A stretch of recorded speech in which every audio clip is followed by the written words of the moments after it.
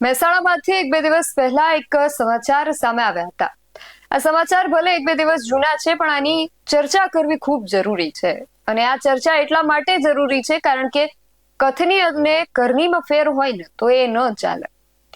પોલીસને બુટલેગરોને સમર્થન આપવાના આક્ષેપ સાથે છોતરા કાઢી નાખવાની ને પટ્ટા ઉતરાવી દેવાની વાત જ્યારે કોંગ્રેસના જ નેતા કરતા હોય અને જ્યારે કોંગ્રેસના જ હોદ્દેદારો દારૂ પણ પીવે, દારૂ પીને ગાડી પણ ચલાવે, અકસ્માત પણ સર્જે, છતાં એમની સામે પક્ષ તરફથી કોઈ પગલા ન લેવાય, ત્યારે વાત કરવી પડે ને ત્યારે ચર્ચા કરવી પડે. અને વળી ત્યારે નવાઈ લાગે છે કે પોલીસ કઈ ખોટું કરે તો એમના જ પટ્ટા ઉતરાવાના. તમારા હોદ્દેદારો આવું કરે તો એમને પોતાના હોદ્દાથી પર હાંકી નહીં કાઢવાના. કોણ છે આ હોદ્દેદાર, શું બન્યો છે બનાવ, બધી જ વિગતે વાત કરીએ અહેવાલમાં. જય હિન્દ, BSI TV ન્યૂઝ પર આપની સાથે હું છું નિધિ ગઢવી. મહેસાણા શહેરના ફુવારા સર્કલ પાસે નશામાં ધૂત એક કાર ચાલક આવે છે અને બીજા કેટલાય વાહનોને તે ટક્કર મારે છે. આવી ઘટના બનતા તરત જ ત્યાં હોબાળો મચી જાય છે. ત્યાં જેટલા લોકો, જે હાજર લોકો હતા, એ બધા તાત્કાલિક જે કાર ચાલક જે વ્યક્તિ હતો એને પકડી લે છે.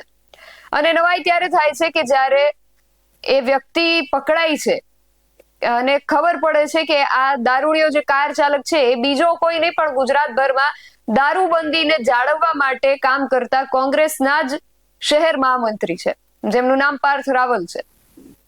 હજી તો હમણાં જ નવેમ્બરમાં પાર્થ રાવલને કોંગ્રેસ દ્વારા શહેરના મહામંત્રી તરીકેની મહત્વની જવાબદારી સોંપવામાં આવી. અને આ મહત્વની જવાબદારી એ કેટલી મહત્વતા સાથે નિભાવી રહ્યા છે એ આપણે સૌની નજરની સામે છે.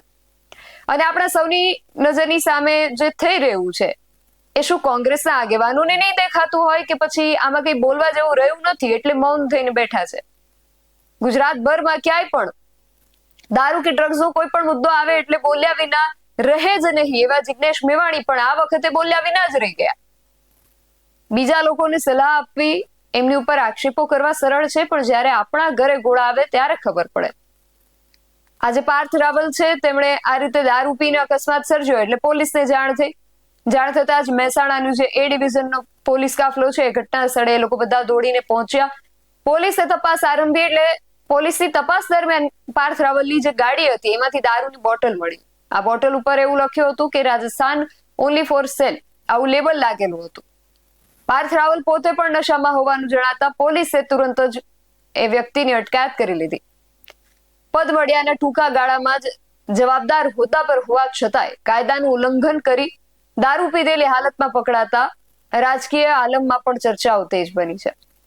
હાલમાં મહેસાણા શહેર A ડિવિઝન પોલીસ સ્ટેશનમાં પાર્થ રાવલ વિરુદ્ધ ગુનો નોંધીને આગળની તપાસ હાથ ધરવામાં આવી છે. પણ પક્ષે જે મૌન પકડી રાખ્યું છે, અમારા સુધી પક્ષ દ્વારા પગલા લેવાયાના હજુ સુધી કોઈ પણ સમાચાર નથી આવ્યા.